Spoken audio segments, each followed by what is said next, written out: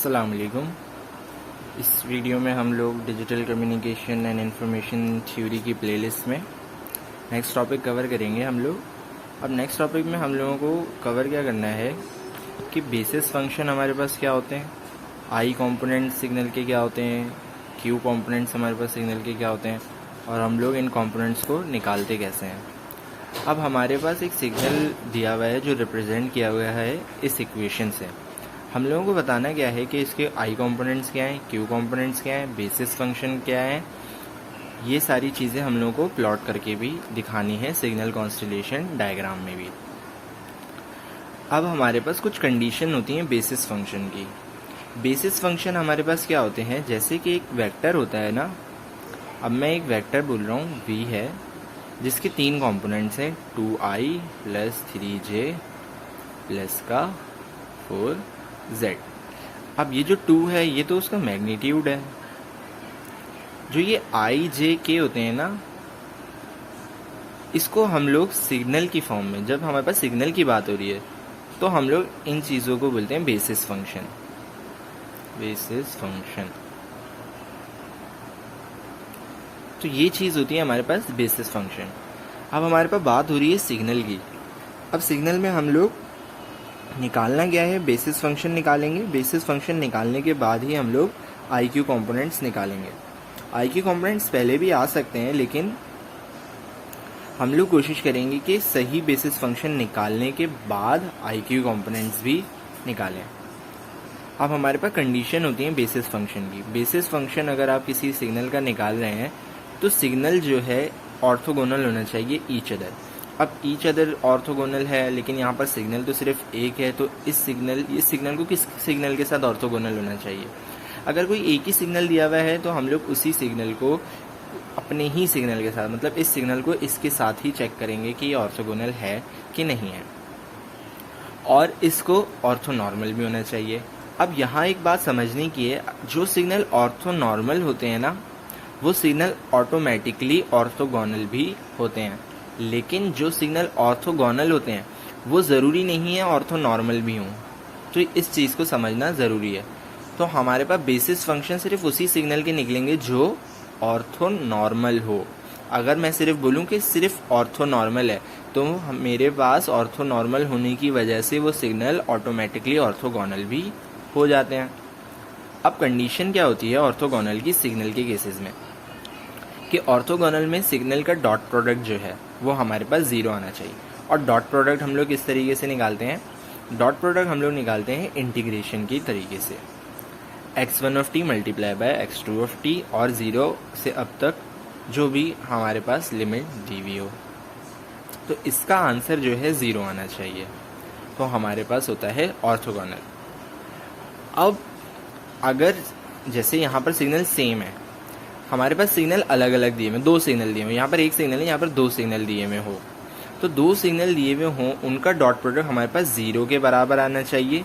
लेकिन अगर हम लोग सेम सिग्नल का ही डॉट प्रोडक्ट ले रहे हैं, मतलब अगर इधर भी x1 हो x2 हो, इधर भी x1 हो इधर भी x1 हो, तो ये x1 हो जाएगा। तो यही चीज़ यहाँ पर लिखी हुई है। अगर हमारे पास सेम सिग्नल हो, मतलब इसी सिग्नल के साथ ऑर्थोगोनैलिटी हम लोग चेक कर रहे हैं, तो हमारे पास इसका डॉट प्रोडक्ट 0 के बराबर नहीं आना चाहिए अगर सिग्नल सेम है। तो ये बात हो गई हमारे पास ऑर्थोगोनल की कंडीशन की। अब बात करेंगे ऑर्थोनॉर्मल की। अब ऑर्थोनॉर्मल में हमारे पास मैग्नीट्यूड ऑफ सिग्नल 1 बराबर होना चाहिए मैग्नीट्यूड ऑफ सिग्नल 2, जो कि बराबर होना चाहिए 1 के।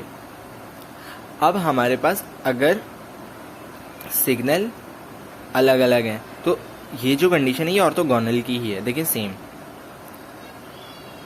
तो ऑर्थोनॉर्मल में हमारे पास ये कंडीशन ऑर्थोगोनल वाली भी प्रूव होनी चाहिए। इसीलिए मैं आपको कह रहा था कि ऑर्थोनॉर्मल जो सिग्नल होते हैं वो ऑटोमेटिकली ऑर्थोगोनल भी हो जाते हैं।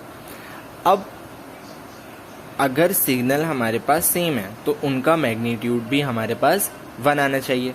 तो मैग्नीट्यूड हम लोग किस तरीके से निकालते थे कि अगर मैं इस सिग्नल का मैग्नीट्यूड निकालूं तो √2² + 3² + 4² ऐसे निकालते थे। तो सिग्नल का भी ऐसे ही निकालते हैं। तो इधर रूट भी आएगा, मैंने नहीं लगाया हुआ है लेकिन इधर रूट भी आएगा। अब क्योंकि डॉट प्रोडक्ट था तो डॉट प्रोडक्ट में इंटीग्रेशन भी आता है, तो इसका बेसिक फॉर्मूला क्या बनेगा, integral 0t x of t square dt, ये बनेगा। तो ये बराबर आना चाहिए 1 के। तो अब हमारे पास जो इक्वेशन है, जो सिग्नल है, उसको चेक करते हैं कि क्या ये ऑर्थोनॉर्मल है या ऑर्थोगोनल है। तो सिग्नल का ऑर्थोनॉर्मल होना ज़रूरी है। अगर मैं लिख रहा हूँ ऑर्थोनॉर्मल, तो मैं बोल रहा हूँ कि ऑर्थोनॉर्मल भी है और ऑर्थोगोनल भी है, क्योंकि ऑर्थोनॉर्मल ऑर्थोगोनल भी होते हैं। तो इक्वेशन क्या गिवन थी, A C cos omega C T plus phi C. अब ये हमारे पास इधर फॉर्मूला लग रहा है कॉज अल्फा प्लस बीटा का, cos alpha cos beta minus sine alpha sine beta. तो इधर मैंने ये फॉर्मूला लगा दिया। अब मैं चाहूँ तो इधर से भी आई कॉम्पोनेंट क्यू कॉम्पोनेंट अलग से कर सकता हूँ। तो कॉज वाले जो कॉम्पोनेंट्स होते हैं वो हमारे पास इन फेस कॉम्पोनेंट्स होते हैं, आई कॉम्पोनेंट होते हैं, और साइन वाले कॉम्पोनेंट जो होते हैं वो हमारे पास क्वाड्रेचर कॉम्पोनेंट्स होते हैं, क्यू कॉम्पोनेंट्स होते हैं। तो हमें नज़र आ रहा है कि इधर आई कॉम्पोनेंट क्या है, ए सी कॉस फाई सी, और जो हमारे पास वो है बेसिस फंक्शन, वो हमारे पास क्या हो जाएगा, कॉस ओमेगा सी टी। लेकिन बेसिस फंक्शन के लिए हमारे पास क्या होना ज़रूरी है, मैंने बताया बेसिस फंक्शन के लिए सिग्नल्स का ऑर्थोनॉर्मल होना ज़रूरी है। लेकिन अभी तो हमने चेक करा ही नहीं कि ऑर्थोनॉर्मल है कि नहीं है, तो इसीलिए अभी ये सिर्फ बेसिक IQ हमने निकाल लिया। हमें नहीं पता कि ये सही है कि गलत है। कहने को तो ये सही है, नज़र तो ये ऐसे ही आ रहे हैं कि भाई हाँ सही निकाले हैं, लेकिन हम लोगों को चेक भी करना होगा कि क्या इसका बेसिस फंक्शन ऑर्थोनॉर्मल आ भी रहा है कि नहीं। तो अभी हम लोग सिर्फ क्या चेक करेंगे, कॉस ओमेगा सी टी को। तो कॉस ओमेगा सी टी को चेक करते हैं कि ये हमारे पास ऑर्थोनॉर्मल है भी इसका बेसिस फंक्शन। अब मैंने क्या लिखा हुआ है, cos omega C t is not a basis function since signal is not orthonormal, मतलब ये हमारे पास ऑर्थोनॉर्मल नहीं आएगा। तो चेक कर लेते हैं पहले ऑर्थोनॉर्मल आने के लिए करना क्या पड़ता है। तो कॉस ओमेगा सी टी चेक करना है। कॉस ओमेगा सी टी मैंने चेक करा, मैंने ऑर्थोनॉर्मल का फॉर्मूला क्या होता है, हमारे पास मैग्नीट्यूड चेक करना है। बस मैग्नीट्यूड चेक करने के लिए हमारे पास डॉट प्रोडक्ट और डॉट प्रोडक्ट का जो हमारे पास स्क्वायर होता है। अब इस चीज़ से कंफ्यूज नहीं हो जाइएगा कि मैंने पीछे तो ये लिखा हुआ था, अब मैं इधर डॉट प्रोडक्ट क्यों लिख दिया। भाई वही चीज़ लिखी हुई है जो हमारे पास सेम सिग्नल, अब क्योंकि सिग्नल एक ही था तो उसका उसी के साथ डॉट प्रोडक्ट और उसका मैग्नीट्यूड हम लोग निकाल रहे हैं। अब हम लोग इसका मैग्नीट्यूड आना क्या चाहिए, 1। तो हम लोग ने x ऑफ t हमारे पास क्या था, कॉस ओमेगा सी टी, और x of t cos omega C t. तो इन दोनों को मल्टीप्लाई कराएंगे तो स्क्वायर आ जाएगा। अब स्क्वायर का फॉर्मूला हमने ये लगा दिया, ये फॉर्मूला होता है 1/2 कॉमन आ गया, बाहर आ गया। ये इंटीग्रल dt के साथ और ये इंटीग्रल cos 2 ओमेगा सी टी dt के साथ, इक्वेशन 1। अब सिर्फ इस टर्म को देखें, ये टर्म 0 के इक्वल होती है। कैसे, क्योंकि इसका इंटीग्रल मैं लूँगा इसके बराबर आएगा, इसको इंटीग्रेट करके मैं लिमिट अप्लाई करूँगा तो कुछ ऐसी टर्म बन जाएगी। अब मुझे पता है कि ओमेगा सी बराबर किसके है, पाई एफ सी के, और टाइम पीरियड किसके बराबर होता है, 1/fc के। तो fc से fc कैंसिल हो जाएगा और साइन 2 पाई 0 के बराबर होता है। तो हमारे पास आंसर क्या बचेगा, 1/2 ओमेगा सी इंटू 0। तो हमारे पास इस पूरी टर्म ये बराबर हो जाएगी किसके, 0 के।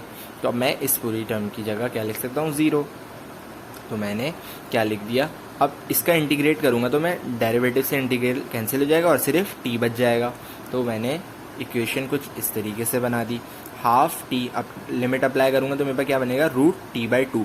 अब देखें आंसर क्या आया, हमारे पास 1 तो नहीं आया, तो हमारे पास इक्वल टू 1 तो है ही नहीं, तो ये ऑर्थोनॉर्मल तो है ही नहीं। तो हमारे पास IQ कॉम्पोनेंट्स कहने को तो ये सही है, लेकिन बेसिस फंक्शन इसका भी सही नहीं है। तो कॉस ओमेगा सी टी जो है बेसिस फंक्शन नहीं है। तो अब इसको बेसिस फंक्शन, कॉस ओमेगा सी टी को बेसिस फंक्शन बनाने के लिए मैं क्या करूँगा, बेसिस फंक्शन अगर मुझे कॉस ओमेगा, मतलब इसको अगर बेसिस फंक्शन बनाना है तो इसका आंसर जो है 1 आना चाहिए था।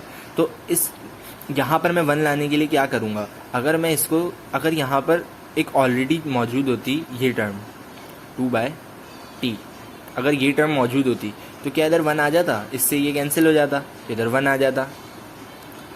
तो आखिर में हमारे पास ये टर्म एक्स्ट्रा बचे, तो ये लगाने के लिए हम लोग को क्या करना पड़ेगा, मैं डायरेक्ट तो इधर नहीं लिख सकता ना कि मल्टीप्लाई बाय √2/t, ऐसे तो मैं नहीं कर सकता, मैथ के रूल के खिलाफ है, ऐसे मैं नहीं कर सकता। तो मैं क्या करूँगा कि क्वेश्चन में ही मैं लिख दूंगा कॉस ओमेगा सी टी के साथ ये टर्म, तो मैंने क्वेश्चन के साथ ही ये टर्म लिख दी। अब अगर मैं इसकी ऑर्थोनॉर्मेलिटी चेक करूं तो 1 के इक्वल आ जाएगी, क्योंकि ये हमारे पास एक्स्ट्रा टर्म है जो हमें चाहिए थी 1 लाने के लिए, तो ये एक्स्ट्रा टर्म आ गई। Now the norm of our equation will be 1, इसकी नॉर्मेलिटी आप चेक करें 1 ही आएगी। अब बोल क्या सकते हैं, कन्फ्यूजन यहाँ पर क्या आती है कि भाई मैंने तो सिर्फ कॉस ओमेगा सी टी की चेक करी, मैंने साइन ओमेगा सी टी की तो चेक करी नहीं, ये भी तो हमारे पास बेसिस फंक्शन था। मैंने इसकी क्यों नहीं चेक करी, सिर्फ इसी की क्यों करी। आप इसकी भी कर लें तब भी वही आएगा हमारे पास, जहाँ जहाँ कॉज है वहाँ वहाँ साइन लगा दें, आंसर वही आएगा, बस साइन का डिफरेंस आ जाएगा। तो मैं वाला नहीं कर रहा, मैं सिर्फ कॉज ओमेगा वाला कर रहा हूँ, वरना वीडियो बहुत लंबी हो जाएगी। तो हमारे पास 1 के इक्वल आ जाएगा आंसर। बेसिस फंक्शन अब हमारे पास क्या आ गया, √2/t cos ओमेगा ct। अब जो हमारे पास बेसिक सिग्नल था ये टर्म, इसमें मैं cos ओमेगा ct की जगह क्या लिखूंगा, जो हमारे पास बेसिस फंक्शन आया है मैं वो लिखूंगा। मैंने वो लिख दिया। अब डायरेक्ट सवाल में तो मैं √2/t तो नहीं लिख सकता ना, मुझे इसको कैंसिल करना है, क्योंकि असली इक्वेशन ये तो नहीं थी, असली इक्वेशन तो ये थी। मैं cos ओमेगा ct में √2/t जो √t/2 ऐड कर रहा हूँ अलग से, तो डायरेक्ट तो मैं अलग से ऐड कर नहीं सकता, मुझे जाहिर है कुछ ना कुछ और भी एडिशन करना होगा ताकि कैंसिल आउट हो जाए। तो मैंने जब इधर √2/t लिखा, डायरेक्टली मैं इस इक्वेशन में नहीं डाल सकता, मुझे इधर √t/2 भी लिखना पड़ेगा ताकि इससे ये वाली टर्म कैंसिल हो जाए। मैंने ये एक्स्ट्रा लगाया, ये भी लगाया और ये भी लगाया, ताकि इससे ये चीज़ कैंसिल हो जाए और दोबारा वही चीज़ हमारे पास वापस आ जाए। तो इधर बेसिस फंक्शन भी आ गया। अगर मैं इधर √2/t लगा रहा हूँ तो इधर √t/2 भी लगाना पड़ेगा। तो same goes for this one, इधर 2/t लगाया मैंने तो इधर भी मुझे t/2 लगाना पड़ेगा ताकि इससे ये कैंसिल हो। अब दोनों कैंसिल आउट हो जाएंगे तो हमारे पास सेम इक्वेशन बन जाएगी। अब मैं कह सकता हूँ मेरे पास फाइनल इक्वेशन जो बनी वो ये बनी। अब मुझे पता लग गया कि ये हमारे पास जो था बेसिस फंक्शन 1 आया, ये हमारे पास जो है ये √2/t मैं भूल गया था तो ऊपर लिख दिया, ये हमारे पास बेसिस फंक्शन 2 आया है। आई कॉम्पोनेंट हमारे पास कॉज वाले कॉम्पोनेंट्स हैं, क्यू कॉम्पोनेंट हमारे पास ये वाले कॉम्पोनेंट। अब AC रूट के बाहर था, मैंने स्क्वायर लगाकर अंदर लिख दिया, आप चाहें तो बाहर लिख दें अंदर लिख दें, कुछ फर्क नहीं पड़ता, सेम। अब मेरे पास इन फेस कॉम्पोनेंट्स भी आ गए और क्यू फेस कॉम्पोनेंट्स भी आ गए। तो अब मैं कह सकता हूँ कि मेरे पास बेसिस फंक्शन भी पता लग गया और IQ कॉम्पोनेंट्स भी। अब सिग्नल कॉन्स्टलेशन डायग्राम बनानी है, सबसे ईजी होती है, बस IQ कॉम्पोनेंट्स को प्लॉट करना है। IQ यहाँ पर x एक्सिस पर I कॉम्पोनेंट्स, y एक्सिस पर Q कॉम्पोनेंट। अब मैं फर्स्ट कर रहा हूँ कि यहाँ पर जो मेरी वैल्यू है वो √AC² t/2 cos phi c है और यहाँ पर मेरी value AC² t/2 sin phi c है। तो हमारे पास जो पॉइंट बनेगा वो इधर बनेगा, मैंने क्रॉस लगाया और सिग्नल कॉन्स्टलेशन डायग्राम मेरे पास रेडी हो गई। तो ये था हमारे पास आज का टॉपिक, जिसमें हमने सीखा कि बेसिस फंक्शन क्या होते हैं, कैसे निकालते हैं, इन फेस कॉम्पोनेंट्स को कैसे कैलकुलेट करते हैं, क्वाड्रेचर कॉम्पोनेंट्स को कैसे करते हैं। अब यहाँ पर एक और चीज़ भी समझ लें कि भाई कहने को ये भी सही है, ये कोई गलत नहीं है, आई कॉम्पोनेंट्स और क्यू कॉम्पोनेंट ये भी ठीक है, लेकिन हम लोगों ने इधर directly without basis function find out करे हुए आई कॉम्पोनेंट और क्यू कॉम्पोनेंट बता दिया था। तो अगर आप एग्जाम में यहाँ तक भी लिख कर आते हैं तो सही है, लेकिन अगर एग्जाम में कहीं लिखा हुआ आ जाए कि बेसिस फंक्शन भी सही होने चाहिए तो आपको पूरा सॉल्व करना पड़ेगा और बेसिस फंक्शन भी चेक करने पड़ेंगे। तो कहने को ये भी सही है, ये भी गलत नहीं है। तो यहाँ पर हमारी हो जाती है वीडियो एंड। आई होप आप लोगों को समझ में आया होगा। अगर कोई भी क्वेश्चन हो तो आप लोग मुझसे कमेंट बॉक्स में बता सकते हैं, मैं कोशिश करूँगा कि आप लोगों के कमेंट्स पर रिप्लाई करूँ। Thank you so much and मिलते हैं अपनी नेक्स्ट वीडियो में, तब तक के लिए अल्लाह हाफिज़।